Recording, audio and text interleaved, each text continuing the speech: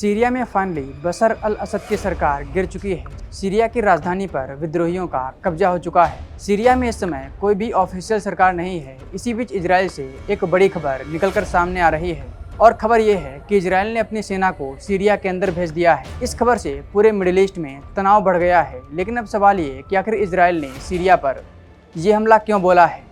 चलिए आपको विस्तार में बताने की पूरी कोशिश करते हैं।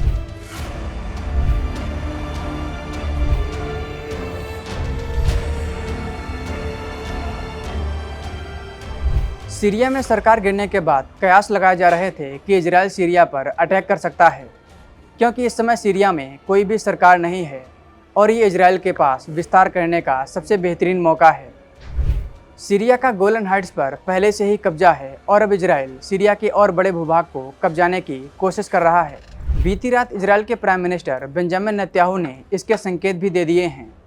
बेंजामिन नेतन्याहू ने गोलन हाइट्स में जाकर एक वीडियो सोशल मीडिया पर शेयर किया था, जिसमें उन्होंने कहा था कि बशर अल असद के साथ जो भी हमारे समझौते थे वो अब खत्म हो गए हैं, क्योंकि असद की सरकार सीरिया में गिर चुकी है। बेंजामिन नेतन्याहू अपने उस समझौते की बात कर रहे थे जो उन्होंने असद सरकार के साथ साइन किया था। इस समझौते में इजराइल और सीरिया के बीच एक बफर जोन बनाया गया था और कहा गया था कि कोई भी देश इसे अपने कंट्रोल में लेने की कोशिश नहीं करेगा। लेकिन अब सीरिया में सरकार गिरने के बाद बेंजामिन नेतन्याहू ने अपनी सेना को इस बफर जोन में घुसने का आदेश दे दिया है। इजराइल ने ऐसा लगभग 50 साल के बाद किया है। इजराइल का कहना है कि 50 साल पहले जो सीरिया के साथ समझौता हुआ था वो अब धराशायी हो चुका है।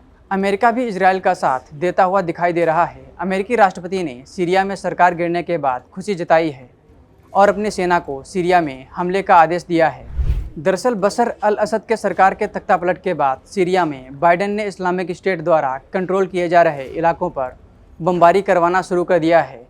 ये इलाका आतंकवादी सूची में शामिल आईएसआईएस के कब्जे में है। बता दें कि अमेरिका में सीरिया में तख्तापलट को जो बाइडेन की बड़ी जीत के रूप में देखा जा रहा है, क्योंकि एक समय पर बराक ओबामा भी सीरिया की सरकार को गिराने के लिए उस पर अटैक करना चाहते थे, लेकिन रूस की वजह से वो ऐसा नहीं कर पाए थे। लेकिन जो बाइडेन के कार्यकाल में ऐसा संभव हो गया है। राष्ट्रपति बशर अल असद देश छोड़कर भाग गए हैं। असद ने रूस में राजनीतिक शरण ली है